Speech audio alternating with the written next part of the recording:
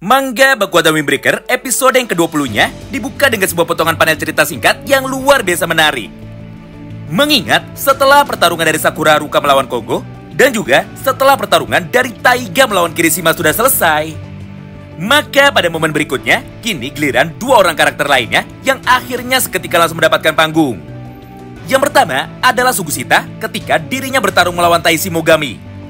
Lalu, yang keduanya adalah Kiryu ketika dirinya bertarung melawan Renji Kaga. Oleh karena itu, tentu saja untuk lebih jelasnya, mari kita saksikan sama-sama beberapa potongan panel manga yang akan kami tampilkan pada layar ini. Di mana pada halaman yang pertamanya, Sugu pun kembali terlihat sudah babak belur. Karena faktanya, Sugu sama seperti Taiga. Mengingat mereka berdua sama-sama ingin untuk bisa mengetes kekuatannya itu tepat di dalam pertarungan ini. Dengan cara membiarkan para lawannya untuk dapat menghajar tubuhnya lebih dulu. Bedanya, jika Taiga melakukan hal itu karena dirinya memang suka memberikan hiburan kepada para penonton, maka Sugusita justru malah melakukan hal itu hanya dengan sebuah alasan yang sangat sederhana, yaitu dia ingin mengetes daya tahan tubuhnya sendiri. Serta Sugu pun juga ingin bisa tahu sejauh manakah dirinya saat ini sudah bisa berkembang. Sementara itu, respon yang sangat berbeda justru malah terlihat dari sudut pandang Taishi. Mengingat pada halaman ini, Taishi pun sama sekali tidak mengerti bahwa sejak tadi Suga sama sekali belum serius. Oleh karena itu, maka dengan penuh rasa kesombongannya, Taishi yang merasa dirinya sudah berada di atas angin, akhirnya mulai berkata seperti ini kepada Sugusita. Haha, sepertinya saat ini dirimu sudah terlihat marah. Tapi tenang saja, karena saat ini aku sudah bisa paham bahwa menjadi orang yang lemah sepertimu memang sangatlah menyebalkan sekali. Mendengar ucapan tersebut dari Taishi, Sugu yang sama sekali tidak tertarik justru malah memasang wajah kebingungan. Karena dirinya tidak menyangka jika lawan yang dihadapinya saat ini ternyata sangatlah bodoh sekali. Oleh karena itu, maka Sugu pun dengan cepat kini mulai berkata seperti ini kepada dirinya. Baiklah, sepertinya saat ini aku sudah mulai bosan. Serta aku pun juga sudah puas untuk dapat mengetes ketahanan tubuhku sendiri. Jadi di dalam serangan berikutnya, aku pasti akan mengakhiri pertarungan ini.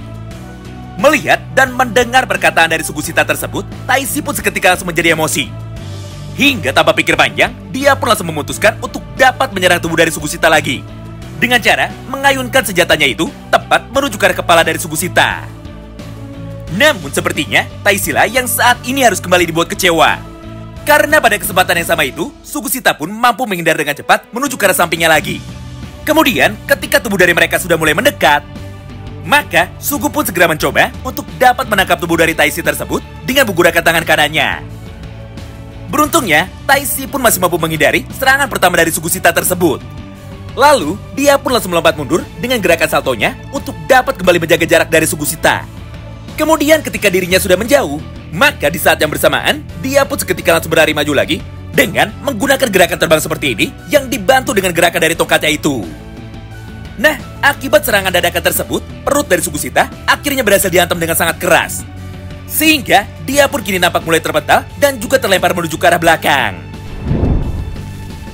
Tapi lagi-lagi, untuk yang kesekian kalinya, Taishi lah yang justru malah harus kembali dibuat tidak berdaya.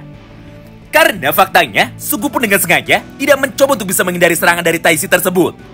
Mengingat dengan cara mengorbankan tubuhnya, maka dia pun jadi bisa memancing Taishi untuk dapat mendekat menuju ke arahnya. Kemudian, ketika kaki dari Taishi sudah menyentuh perut dari Sugusita, maka dengan cepat, Sugu pun langsung menangkap kaki dari Taishi.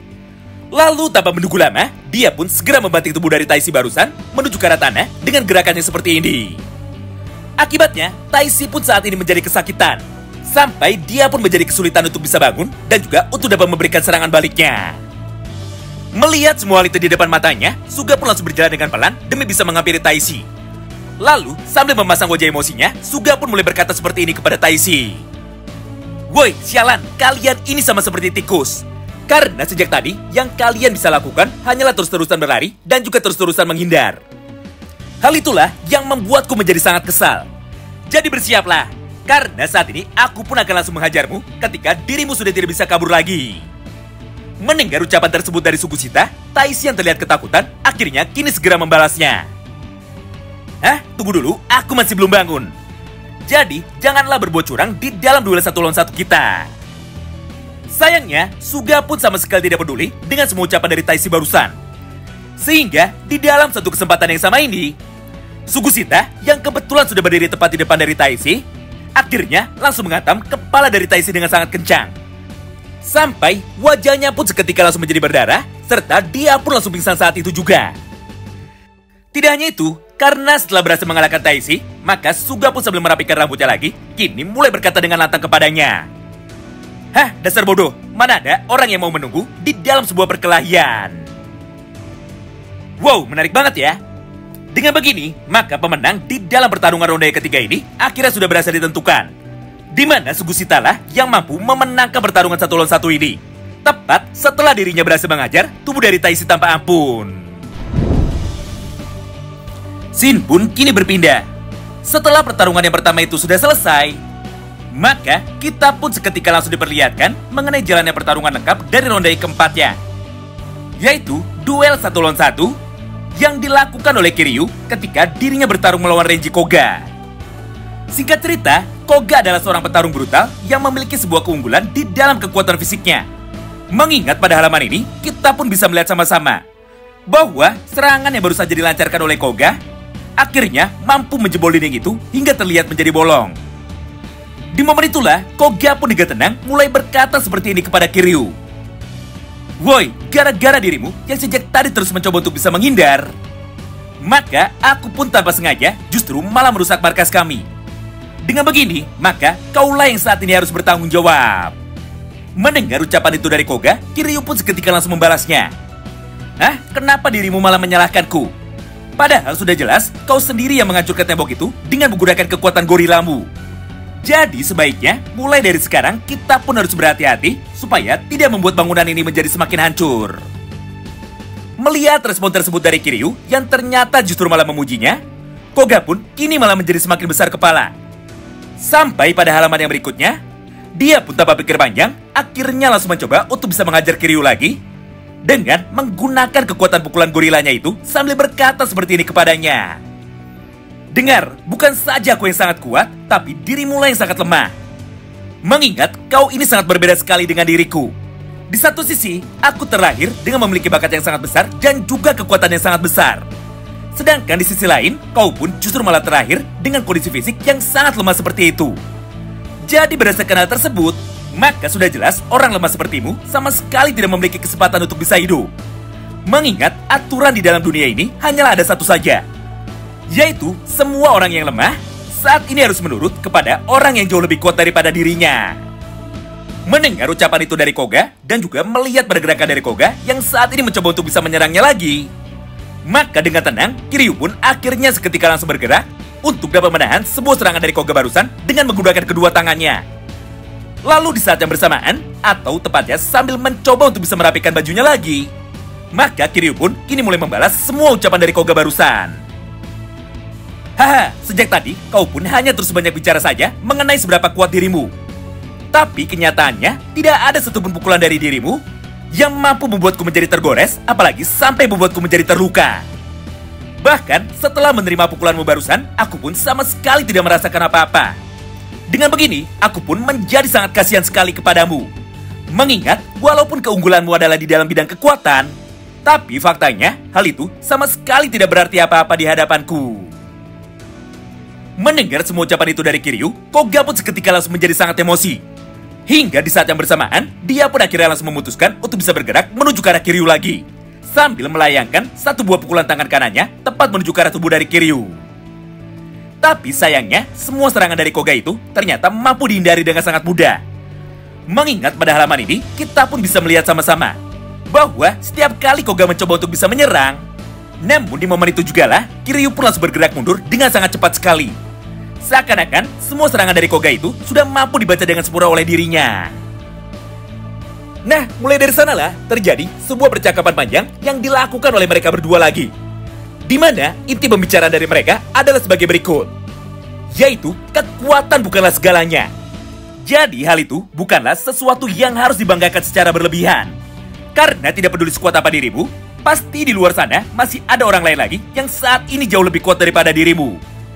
Itulah yang terjadi di dalam geng Kill ini. Karena faktanya, walaupun kau sendiri saat ini menganggap bahwa kaulah yang paling kuat di dalam geng ini, namun ternyata posisimu hanyalah sebagai anak buah dari orang yang ada di atas itu. Yang artinya, kau ini sama sekali tidak ada bedanya dengan para berandalan yang hanya bisa banyak bicara saja. Mendengar perkataan itu dari Kiryu, emosi dari Koga tentu saja menjadi semakin terbakar. Hingga pada halaman yang sama itu, dia pun akhirnya seketika langsung memutuskan untuk dapat menyerang tubuh dari Kiryu dengan menggunakan semua tenaganya yang tersisa. Dengan sebuah tujuan supaya bisa mengalahkan Kiryu sekaligus untuk dapat membuatnya terdiam. Nah, hal yang sama pun saat ini dilakukan juga oleh Kiryu. Karena faktanya, Kiryu pun saat ini sudah tidak mau bermain-main lagi. Mengingat masih ada beberapa orang temannya yang saat ini memerlukan bantuan dari Kiryu.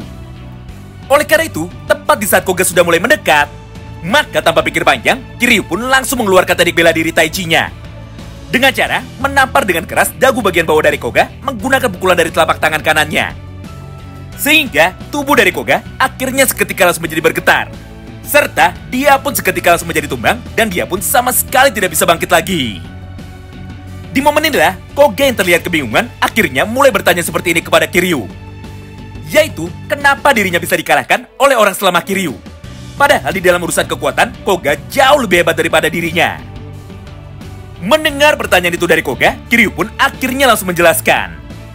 Dengar, walaupun kekuatan diperlukan, tapi nyatanya, kekuatan fisik saja bukanlah segalanya.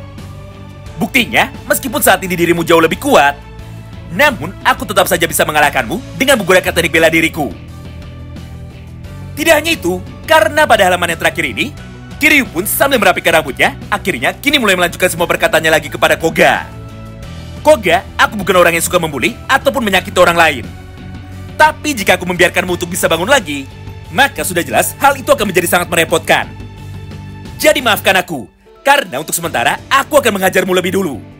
Atau dalam tanda kurung, aku akan membuatmu pingsan dengan menggunakan teknik pukulanku ini. Nah, setelah mengucapkan semua kalimat itu, maka tanpa menunggu lama, Kiryu pun langsung menghantam leher bagian belakang dari Koga. Hingga pada akhirnya, dia pun seketika langsung menjadi tertidur di tanah. Dengan begini, maka pemenang di dalam pertarungan ronde keempat ini tentu saja akhirnya bisa ditentukan. Di mana Kiryu lah yang keluar sebagai pemenangnya. Setelah dirinya berhasil menghantam tubuh dari Koga dengan menggunakan teknik bela diri Tai-Chi yang ternyata sangatlah mematikan. Oh iya, karena manga Bakuato Windbreaker chapter yang ke-142-nya saat ini spoiler sudah keluar. Jadi jika nanti ada waktu, maka kami pun juga akan membahasnya sebanyak 1 minggu sekali sama seperti Tokyo Revengers. Nah, itulah semua isi potongan cerita singkat yang bisa kami sampaikan kepada kalian semua pada kesempatan kali ini. Tentu saja bagi kalian yang penasaran dan ingin tahu mengenai seperti apa kelanjutan ceritanya, maka tolong bantu kami dengan like video ini dan komen di kolom komentar ya. Terima kasih banyak yang sudah simak video ini sampai habis dan salam baku hantam.